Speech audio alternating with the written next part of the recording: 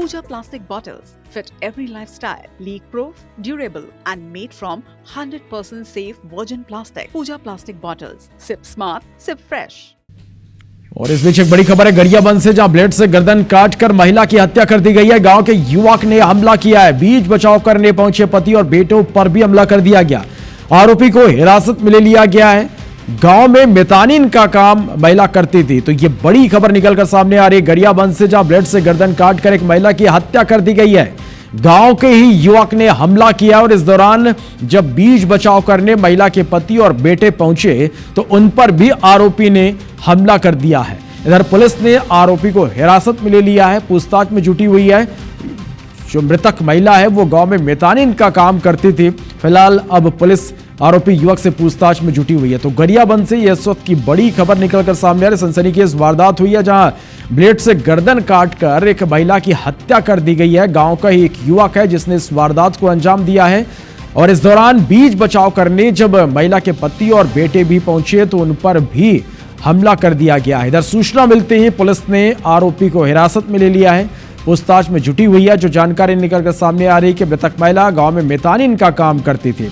आखिर इस हमले के पीछे क्या वजह है यह अब तक स्पष्ट नहीं हो पाया है। पुलिस आरोपी से पूछताछ में जुटी और पूछताछ के बाद ही आखिर गांव के ही युवक ने ऐसा कदम क्यों उठाया, क्यों उसने महिला पर हमला कर उसकी हत्या कर दी। फिलहाल पुलिस पूछताछ में जुटी हुई है। फारूक हमारे संवाददाता फोनलाइन पर जुड़े हैं। फारूक, अब तक इस मामले में क्या खुलासा हो पाया?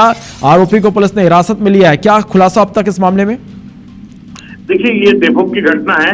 देवभोग के जुआनमुड़ा गांव में एक महिला थी छबीलाल यादव नाम की, जो होटल में भी काम करती थी और गांव की मितानिन भी थी। जो वहीं के ये रहने वाला देव सिंह युवक जो है, उसके आपसी किसी बात को लेकर आपस में ही इनको विवाद चल रहा था और इस विवाद के चलते आज सुबह सुबह उन्होंने ब्लेड से गर्दन पर वार कर दिया, जिससे चलते उस महिला की मौत हो गई है। साथ ही बीच बचाव करने पहुंचे उसके पति और उसके बच्चे जो हैं वो भी काफी गंभीर रूप से घायल हो गए हैं। ऐसी स्थितियों के बीच में एक वहां तनाव की स्थिति बन गई है। पुलिस मौके पर पहुंच गई है, आरोपी को हिरासत में ले लिया गया है और उससे पूछताछ किया जा रहा है।